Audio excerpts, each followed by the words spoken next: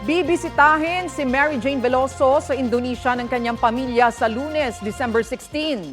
Ayon sa Department of Foreign Affairs, sasamahan nila ang mga magulang at dalawang anak ni Veloso sa compassionate visit hanggang December 18.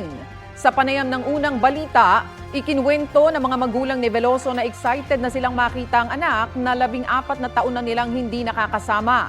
2010 nang maaresto at mahatulan ng bitay si Veloso sa Indonesia para sa kasong drug trafficking matapos siyang mahulihan ng mahigit 2 kilong heroin sa kanyang maleta.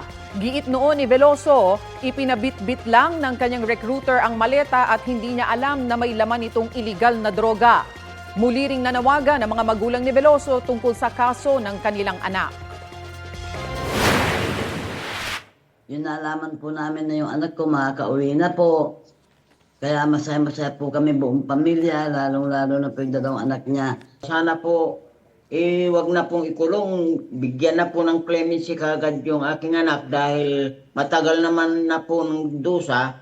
Sana po, ito na po ang ibigay nilang Christmas na nila sa amin.